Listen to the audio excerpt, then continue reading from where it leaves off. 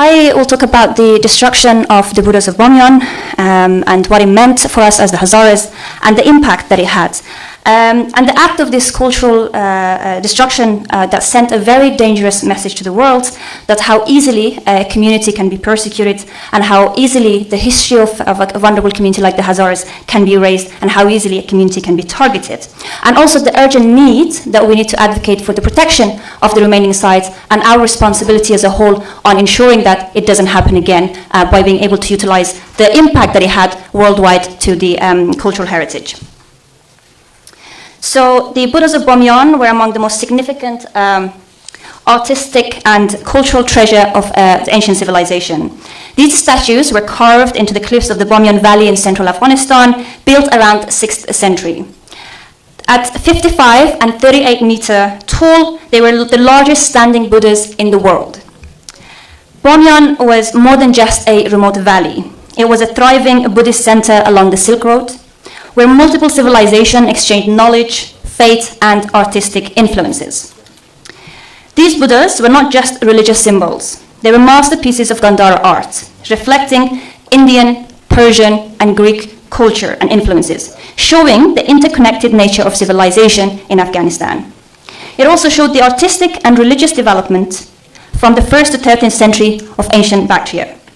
It also showed the deep history of Afghanistan as a diverse and multicultural crossroads and the deep roots that it connects to Hazara people. Even after Islam came to Afghanistan, the Buddhas remained untouched for centuries. It was respected by Muslim rulers who understood their historical and artistic values. The destruction of Buddhas in 2001 was about extremism. It was about deliberate effort to rewrite history, to erase the past and that the narrative that did not fit the dominant ethnic group in Afghanistan. Bamyan was also the symbolic heart of Hazara heritage and authority. The Buddhas stood in Hazara land, a reminder of a diverse past that some sought to erase. This act of cultural vandalism was not just an attack on the statue, it was an attack on Hazara identity, on Hazara history, and the people. The Taliban justified the destruction of the Buddhas by calling them an idol. And they used Islam to justify the destruction of the history, which was about 1,500 years old. But the real reason for the destruction of the Buddhas was to erase Afghanistan's diverse history and the Hazara history. The Buddhas were proof that Afghanistan had not always been under the dominant ethnic group's rigid ideology. It was also a show of power by the Taliban. The destruction was designed to shock the world and display the Taliban's dominance. It was targeting the Hazaras. The Buddhas stood in Bamyan, the Hazara homeland. Their destruction was a direct attack on the Hazara history and identity. The message was clear. Erase the Buddha, erase the Hazara identity. This act was a blueprint for future cultural destruction worldwide. The destruction of the Buddhas did not start in 2001. Their faces were defaced centuries earlier, likely during the early Afghan dynasties or during the reign of Amir Abdurrahman Khan, because they looked like Hazaras and resembled the Hazara face. This period also marked the beginning of Hazara marginalization and persecution. The rulers who defaced the faces of the Buddhas were the same ones who began pushing Hazaras to the margins, calling us outsiders in our own land, marginalizing the community, dehumanizing the community, which led to the Hazara genocide by Amir Abdurrahman Khan. And so the message even then was clear that erasing the Buddhas meant erasing Hazaras and our claim to Bamyan. Destroying symbols of the past made it easier, very easy, to rewrite the history, which was a project that was done by the ethnic or the dominant group in Afghanistan. This was a very, very long-term and strategic plan of the dominant group in Afghanistan to start the process of erasure of culture and ethnic erasure, and that continues today under the Taliban regime. The Buddhas that was located in Bamyan, the heartland of the Hazara people, as I mentioned, they were not just statues for us. They were symbols of our identity and historical connection to the roots. Hazaras are not Buddhists today, but they embrace the Buddhas as a part of their cultural identity. Hazara folklore even includes myths about the Buddhas. I'm sure a lot of us have heard the story of Shah Maman Salsal, which is absolutely beautiful. And providing their deep cultural ties, it had a huge impact and they shaped the Hazara social manners and etiquettes. And actually, I was reminded that the fact that we sit cross-legged in front of our elders stemmed from that sort of culture. So we have the way that we have the social structure of Hazaras have a very deep connection to Buddhas and Buddhism. And the Taliban, as well as the ethnic dominance who ruled Afghanistan that defaced and destroyed the Buddhas, knew this. And so again, their message was clear, that they wanted to erase Buddha, they wanted to erase our history, and they wanted to erase our future from Afghanistan. So this destruction was more than a cultural destruction. It was a cultural cleansing that led to genocide. The continuation of Hazara genocide and cultural genocide in Afghanistan. Let's just go back to Amir Abdurrahman Khan and the fact that they faced the Buddhas during that time. So the dehumanization of Hazaras started well before then, because to be able to convince an entire group of people that these people are worth killing and that you can do a jihad against them, you need to convince that community that these people are not the same as you. And so during Amir Abdurrahman Khan, we know that he killed about 62% of the Hazaras. The Hazara lands were confiscated. A lot of the Pashtuns or the supporters of Amir Abdurrahman Khan were resettled in our lands. And so when the Taliban came, they pushed the same extremist ideology during 2001, which led about 24 years ago that destroyed the Buddhas. And they also executed Abdul Ali Mazari in 1995. They continued to attack us during the Republic government, but post-2021 is where we are in grave danger. And so even now, we see that there's a continuation of Hazara genocides, and we saw the destruction of the statue of Ali Abdul Ali Mazari when they took over. Again, this is to show the dominance, this is to show that how easily they can erase the Hazaras and Hazara identity if you don't stand against them and if you don't fight. So in 2003, UNESCO designated Bamiyan as a World Heritage Site in danger. There has been some effort, very small effort, to preserve what remains of the Buddhas, to recover fragments from the destroyed statues, and they have worked with some international experts to protect the site from further damage. But unfortunately, that's not enough. And so today, the value of Bamiyan, or the World Heritage Site, still remains in danger. So we have to ask ourselves, is the international law strong enough to be able to protect our cultural heritage sites? And so despite these efforts, other cultural sites still continues to be an effort. The role of UNESCO, or there's been some debates on whether we can, sorry, that was different slides. So the role of UNESCO in international responses, as I said, there's been very little efforts, but nothing has been done. And so there's been some condemnation by the international community, but unfortunately no real action has been taken to be able to protect our identity, to preserve the cultural heritage sites, and to be able to protect the Hazaras, and to listen to our plea to stop Hazara genocide and to stop the cultural genocide.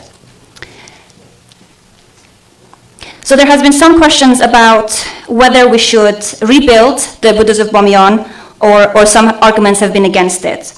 To be able to rebuild the Buddhas of Bamiyan, it would reclaim and to restore a significant aspect of cultural identity. So reconstructing the Buddhas would symbolize resilience, resistance of cultural erasure, and the reclaiming of history of those who still feel their loss.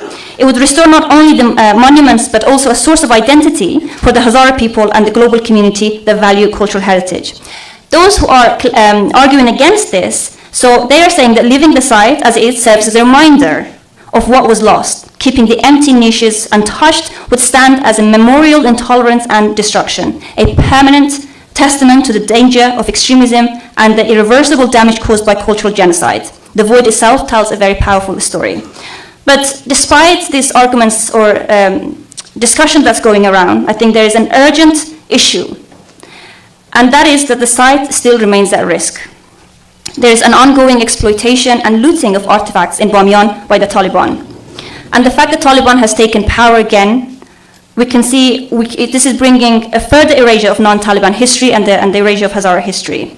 There is also environmental degradation, so as the empty niches surrounding cave face risks of collapse. And the rain and the weather has exacerbated this risk.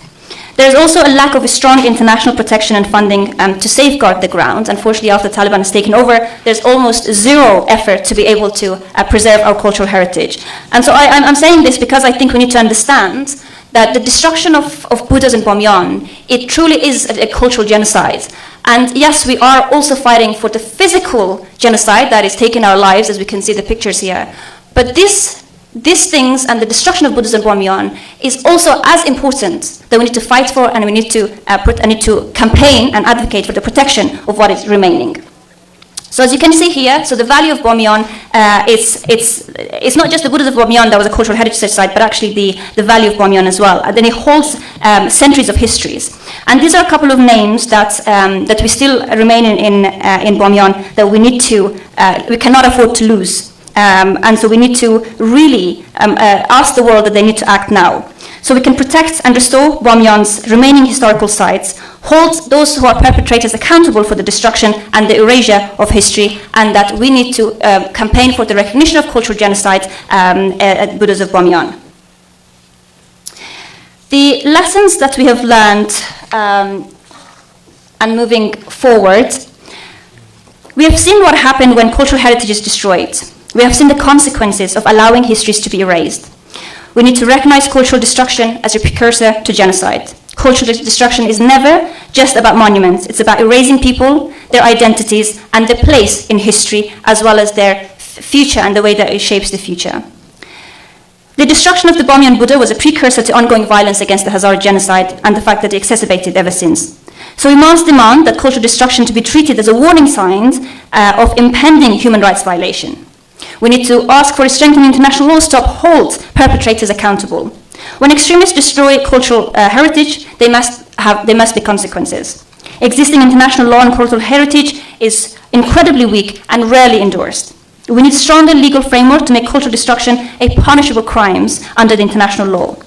We need to support the local communities to preserve history and heritage. We need to raise awareness among ourselves, the importance of our cultural heritage sites. We need to now safeguard cultural heritage as a human rights issue. Cultural heritage is not just about artifacts, it's, like I said, it's about identity, memory, and survival. We must include cultural protection in global human rights framework. Those of you who are activists, for me, this was a fantastic opportunity to learn a little bit more about my role and what I can do as an activist to advocate for the protection of our cultural heritage sites. So let us commit in protecting our shared past so that the future generations can learn, remember, and move it forward. This was just some of my calls.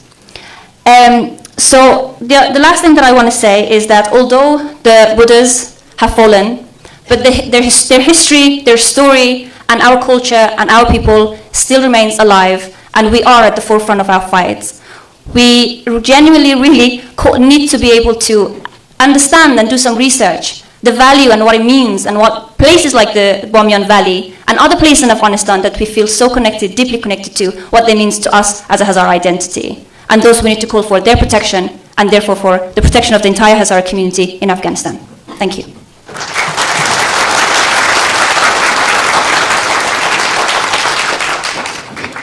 I would like to now ask Atayi, who has drawn the Buddhas of Bamyan beautifully, to come up to the stage. آقای عطایی اگر ازشان دعوت کنیم که روی صحنه بیایند و رسامی که ایشان کردند. ما خدمت شما فقط کوتاه مختصر یک چند کلمه دارم. معلومات اساسی و کلی را خواهر عزیز ما به انگلیسی برای شما گفتن و نیاز نیست که زیاد سر از تفسیر کنیم. فقط همین قدریم که مجسمه های بامیان برای کلا عالم بشریت یک معجزه مانند بود که به این معنا که در او عصر زمان سینه کور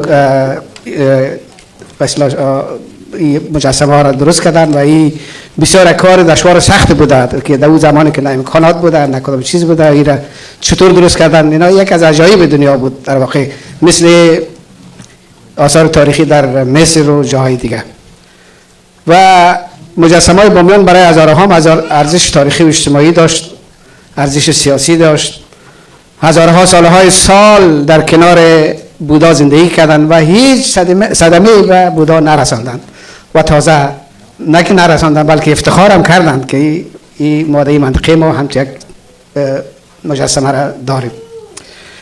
شاعرای هزاره در رابطه با بودا شعر سرودند، نویسنده های هزاره در رابطه با بودا قلم زدن، در رابطه با تاریخ بودا، در رابطه با عظمت بودا قلم زدن و همچنین به اصلاح رسام ها و نقاش ها یکی مثل من حقیر هم ما وظیفه خود و اصلاح مدین خود ادا کردیم در رابطه با بودا.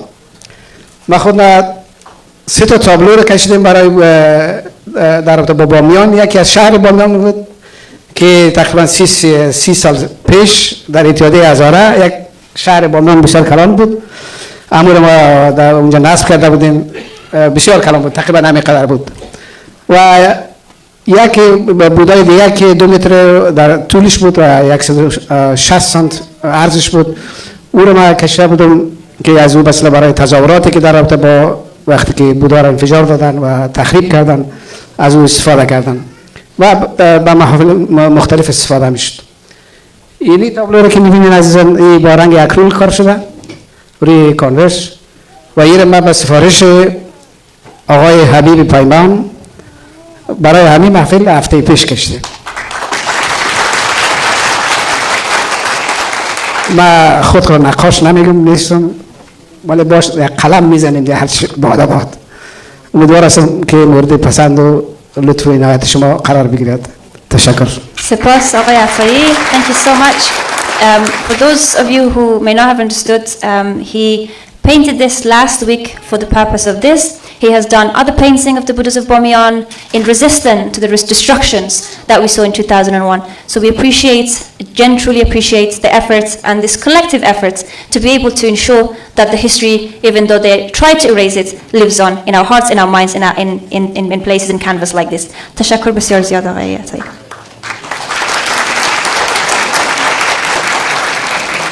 به ما گفتن که فرصت سوال جواب هم هست. اگر دوستایی که سوال داشته باشه در انگلیسی کنن بهتر است. بفرمایید برار. پاسخ